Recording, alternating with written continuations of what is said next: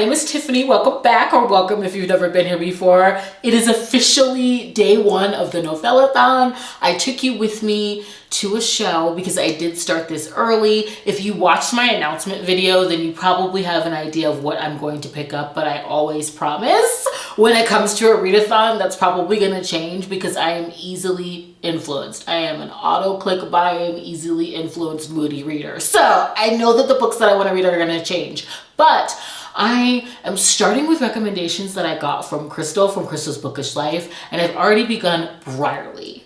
Briarly is an Beauty and the Beast retelling, and I'm already loving the writing. I don't know why I wasn't expecting it to feel as whimsical as it is, being that it's a Beauty and the Beast retelling, but I love that it is definitely situated within World War II. It's set in France, and they have dismantled all of the signage in order to confuse the German troops. And so the parson, one of our heroes, gets lost in the woods and comes across Briarly Hall. And the biggest gag of this is I wasn't expecting our beastly hero to have dragonoid features. Oh my gosh. And it's really sweet because he gets in this sort of conundrum. Okay. Captive situation, let's just be clear here, because he has a tradition with his bookish daughter Rose to send back flowers as a promise that he'll return. And so when he cuts a rose, he steps in it. I also like that he too is a veteran. He's dealing with chronic pain. And I like the sort of additives when it comes to the lore and the servants and all of that. So I'm already having a lot of fun. And for the first time in a really long time, I actually did buy a bingo board. So I'm going to throw that up because I'm proud of it. Again, this is going to hit on KU, LGBTQ. I'm here for it. I cannot wait. I'm really excited about, I'm not sure what I'm going to pick up after this, but Avery gave us, okay, bound to submit. This has disability rep.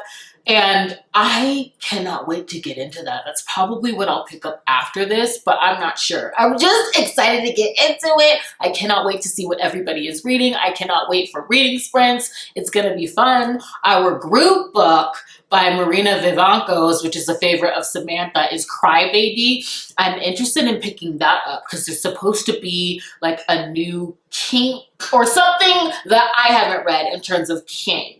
He gets off on crying. So it's going to be a friends to lovers, LGBTQ, on KU and a pink cover, so it's knocking out a lot of prompts. So it shouldn't be hard for me to get a blackout. And I guess I'll just be back when I finish Briarly and see what else I pick up. But I'm really excited. It's gonna be fun. I love a novella. I love a novella. My plan is to sit in my onesie because I couldn't be bothered. The me that put on all this makeup is not the same person sitting before you right now, okay? I just want to sit in my onesie and read before I have to go to work. So that's probably what I'll do, and I'll be back when I've read more. See you soon.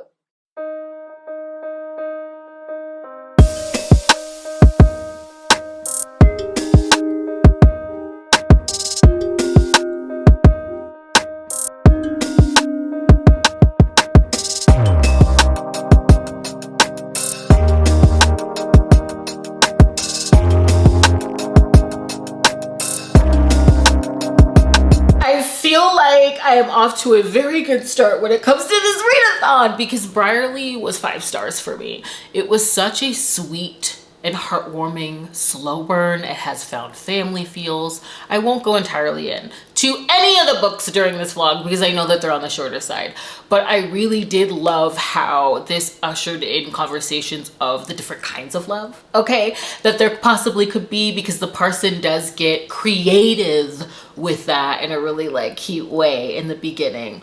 Also how they both related on chronic pain, how there are conversations centered around religious stigma of homosexuality, which I think is still poignant to today. And I also appreciated how World War II was like integral in telling this story. The time period is definitely felt. And so I thought it was so good and it was so fresh and so unique. I loved it. So I rated it 5 stars. I also rated Bound to Submit by Laura K 5 stars. This is going to hit the host recommendation prompt as well as disability rep. It is so different from any other BDSM romance that I have read because Kenna is an amputee, and the way that that really informs their play, how Griffin holds space for that. This is a second chance romance, and what I loved about the writing is that in the very first chapter, I just felt all the way caught up to speed and invested in her story.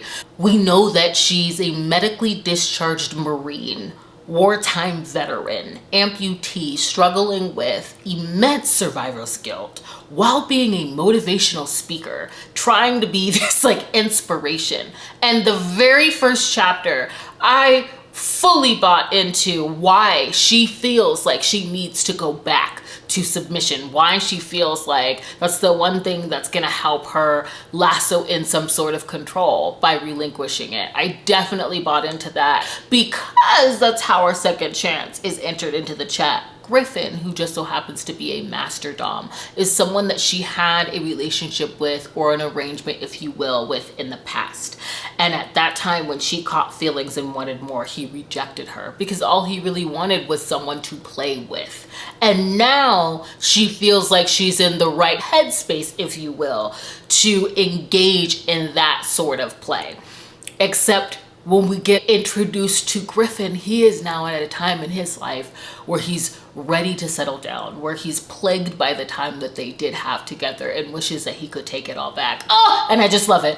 The kinky club, okay, where they reunite is called Blasphemy because it is set in a renovated church, and I just loved that. The descriptions of all the stained glass, I was here for it.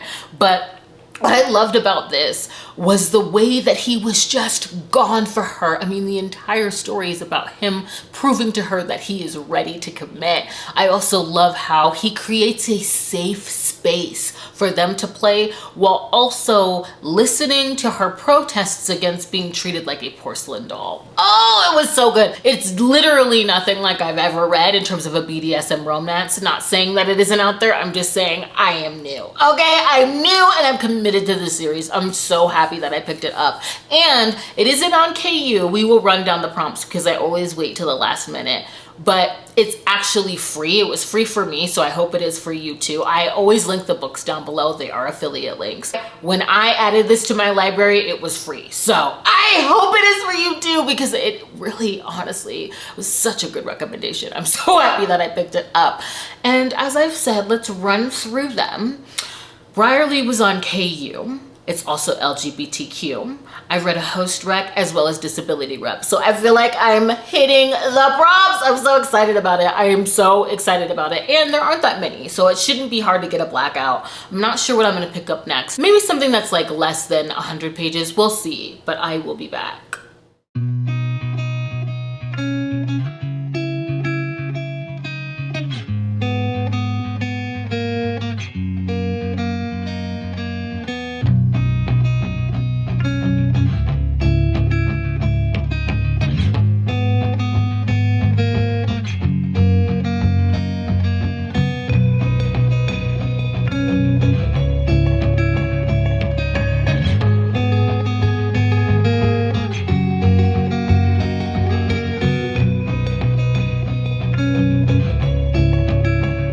I am back with a few novellas that are under 100 pages. I got my cards today. They're so freaking stunning. I love them so much. Anyway, I read Daddy Goes First by K.L. Mann, which I thought was an interesting concept, okay, because this is a one-night stand with our hero's very recent father-in-law, okay, on his wedding night. Apparently this family does it different. This is supposed to be like a conversation between them of intention, although I was questioning why that didn't happen before the wedding, but it does make sense. Our hero is being trapped. Our father-in-law, Zaddy, if you will, has been secretly pining, and this is their time to explore. And it does extend further than that one night stand, and I had a good time with it. I rated it 3 stars. It's short, it's kinky, okay? A little teach me moment, if you will. And there is cheating, but let's just say that that's a double-edged sword that's happening on all ends, and it feels like He's getting the much needed release in more than one way. Okay, so I had fun with it. I rated it 3 stars.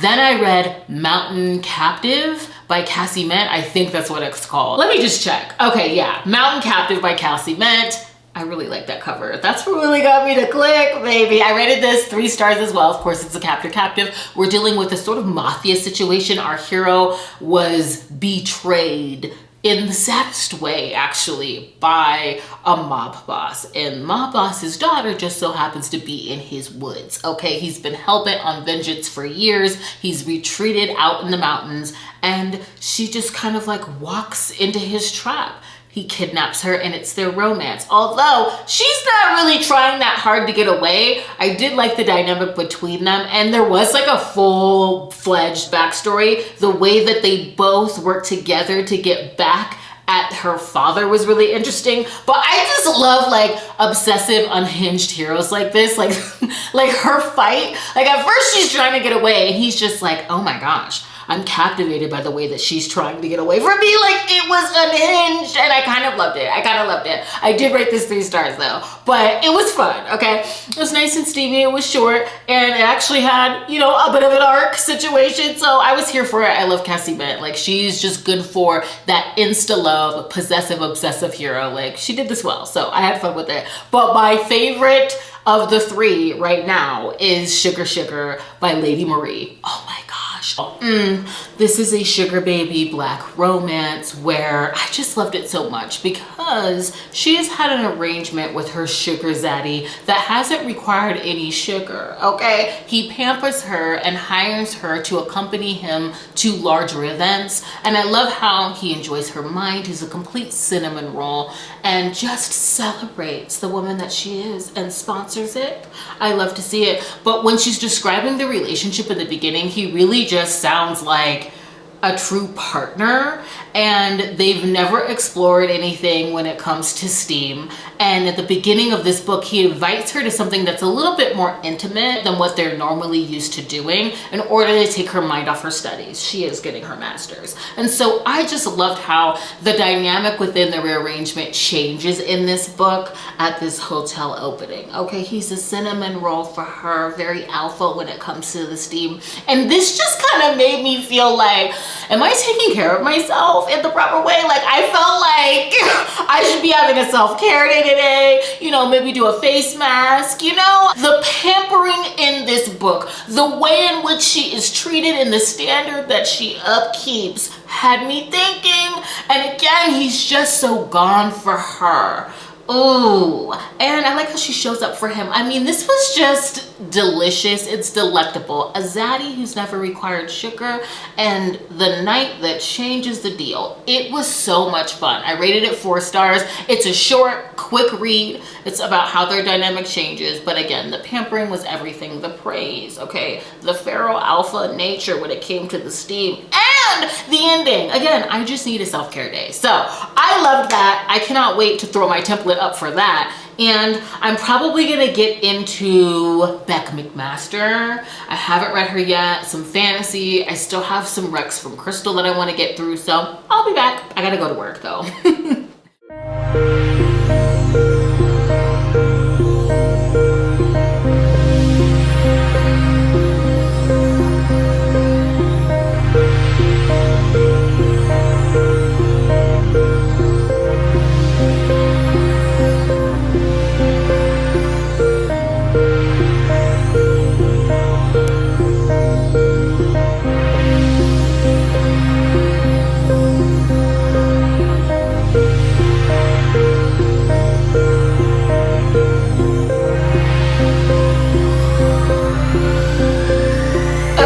Just getting off of reading sprint, so I thought I'd give you a clip since we last spoke. I have read Thief of Dreams by Beck McMaster. This is a fantasy, and the world was so creative and fascinating. I loved the creatures. We're following a heroine that is on a plot of sort of espionage. She's very much beholden to her father. He's the king of wraiths. She's half fae, half wraith, which I loved because she isn't beholden to the adage that fae can't lie. She is being sent in as a decoy bride for the King of Dreams. He's having a sort of games, if you will, with potential suitors, and she's being sent in to steal a particular relic.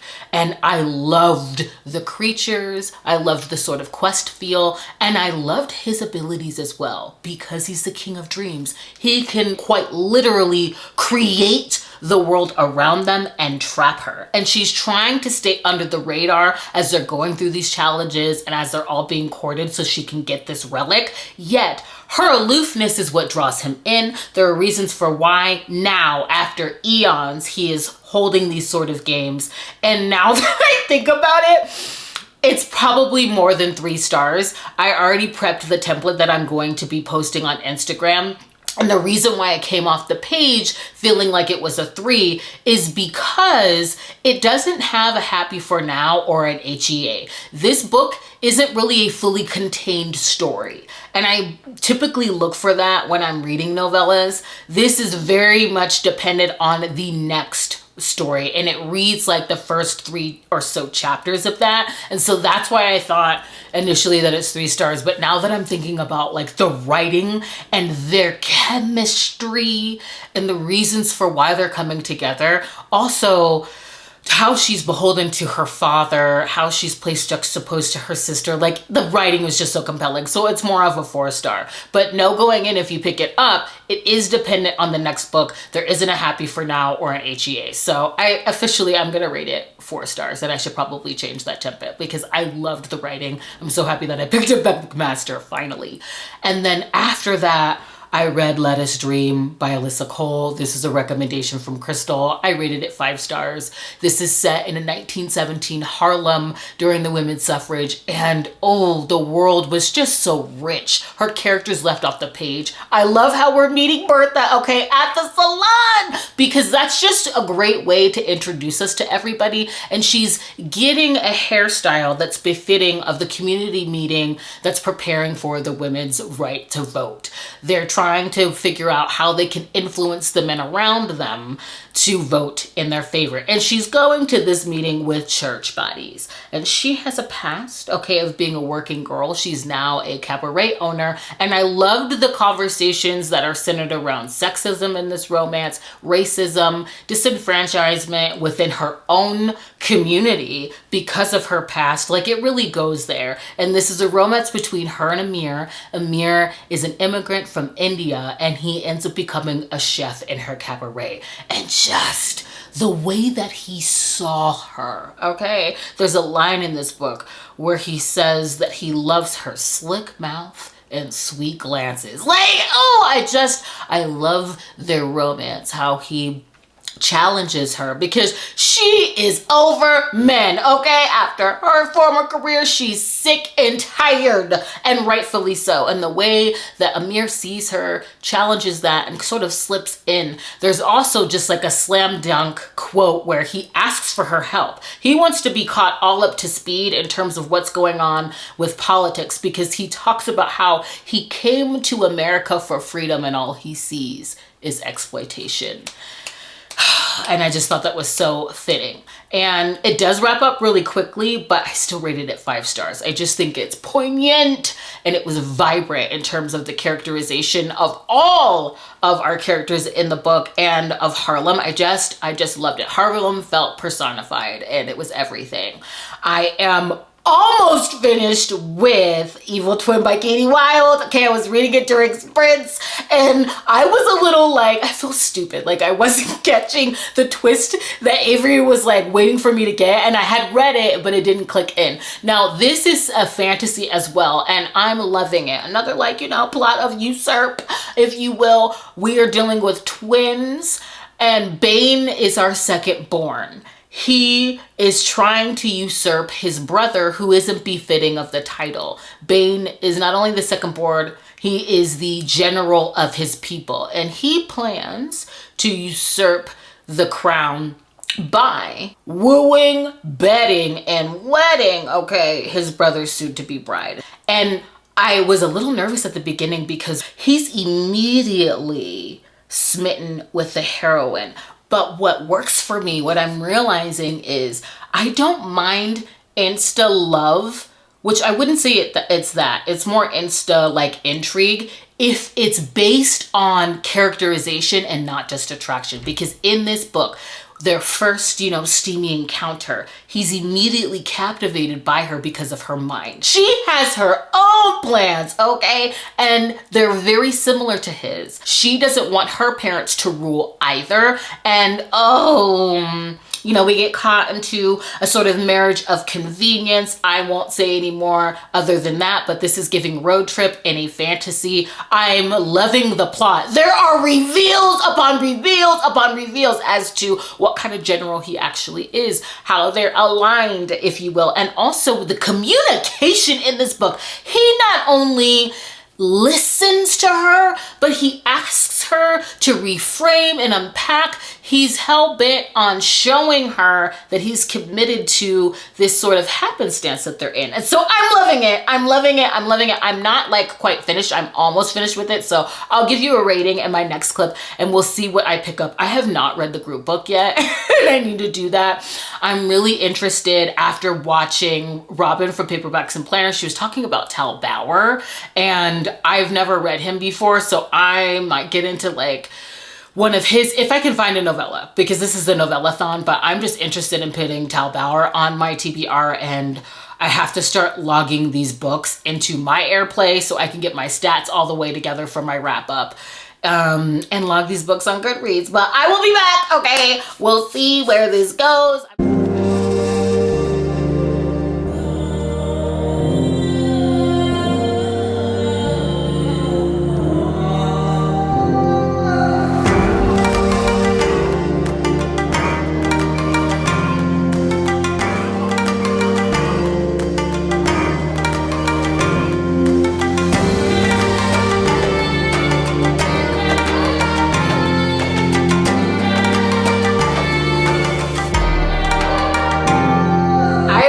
To wrap up this reading vlog, which I started editing and I have not once mentioned my fellow co-hosts.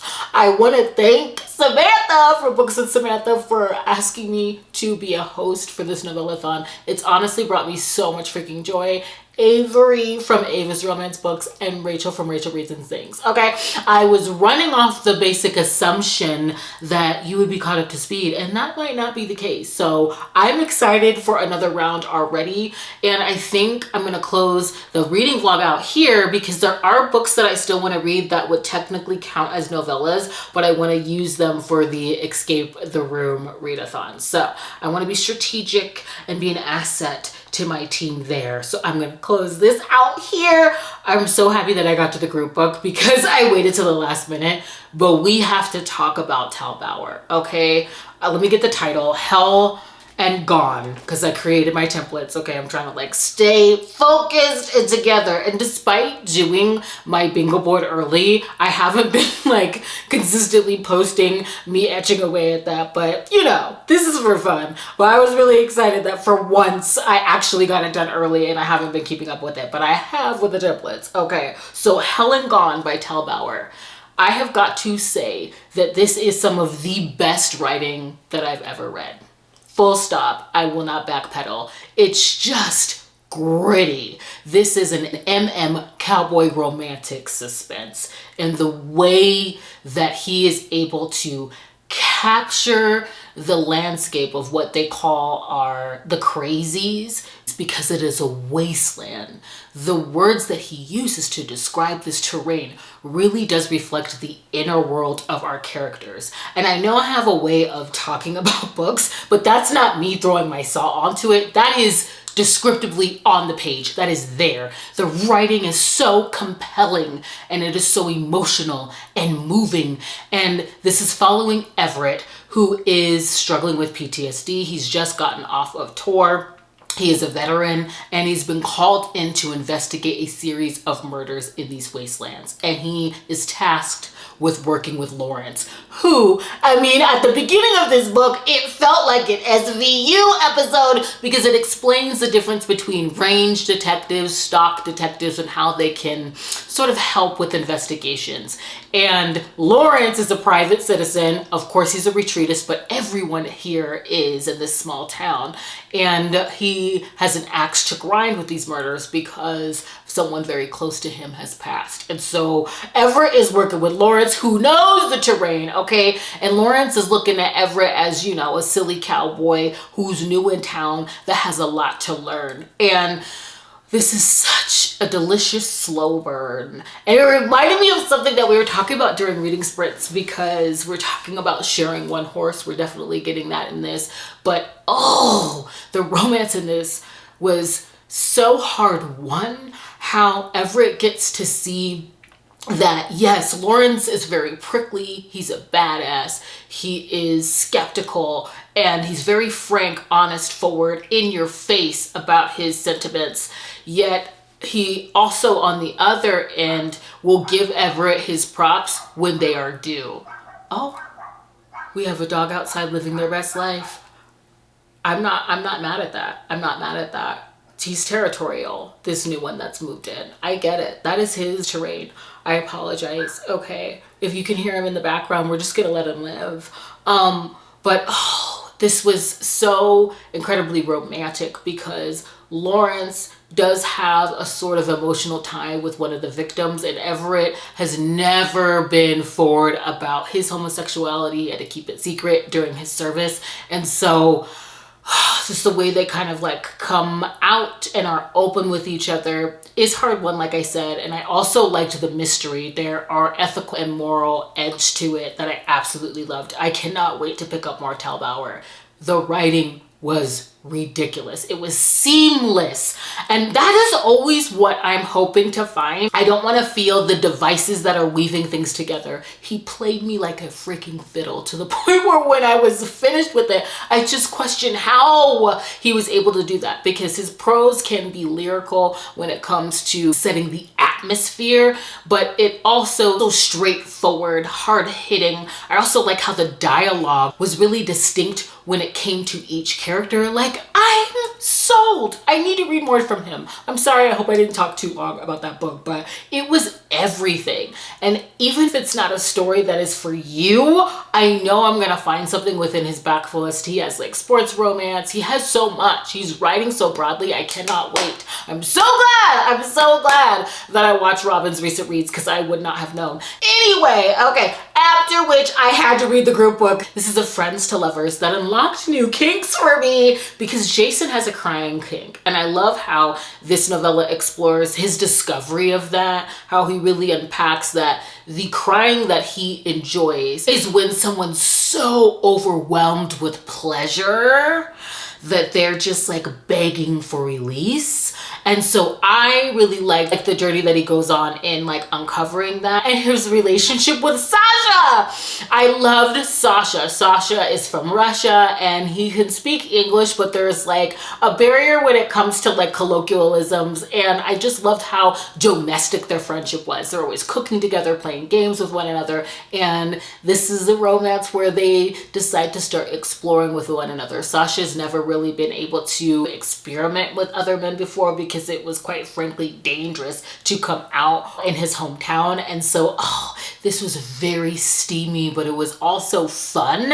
I love a romance where they can laugh and joke within the steam. We definitely got that. And this was also really heartwarming when it came to Jason wanting to make things special for Sasha. And Sasha was just absolutely hilarious. This was comedic, it was sexy, it was fun, and I rated it 4 stars. Like, I loved Crybaby. I need to read more from Marina Vermonkos. I read Deep River, and that had a completely different tone. So I'm definitely interested in picking up more from her, maybe her hockey Omegaverse stuff. I am a neophyte when it comes to Omegaverse in terms of all of like the vocabulary. So I'd be interested to see how she catches me up to speed in that. After Crybaby, I had to get information when it came to Jessica Kane. I got this bind up from Samantha around Christmas time, and I decided to get into king sized, which I'll throw up the different cover for that, because this is our only historical and we were talking about it, and I wanted to be able to discuss while we were on like the group book live discussion I just got off of.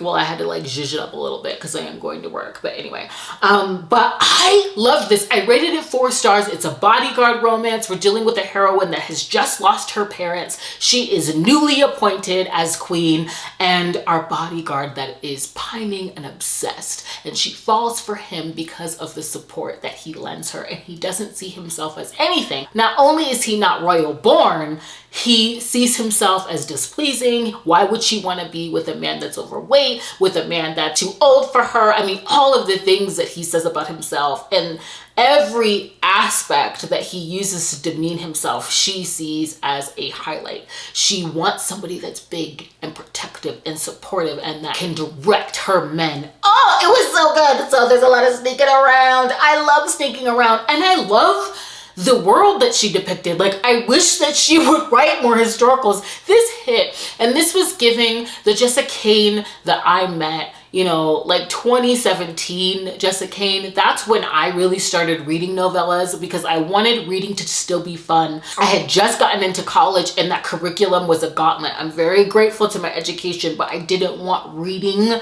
I was just developing a twitch. I did not want reading to be displeasing. And so novellas were a great way for me to still have fun. And that's what led me to BookTube. So it just took me back to the early Jessica Kane days, and I loved it. I rated it 4 stars. I also read Extremely Bold, or let me make sure I'm When She's Bold.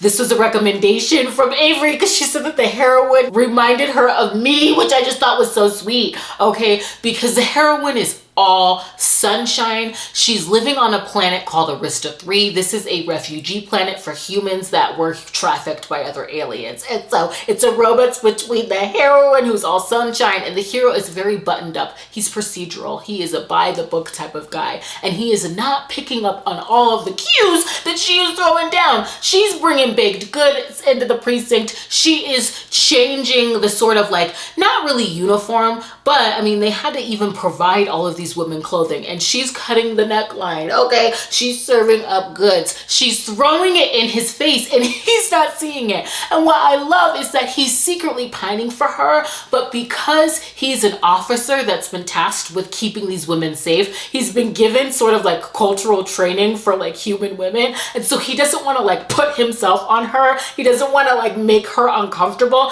And he also just can't even fathom that a woman like her would even be into him. And so he is completely missing all of the cues, and it is so incredibly sweet. And this was so swoony, and it's sexy too. I loved it.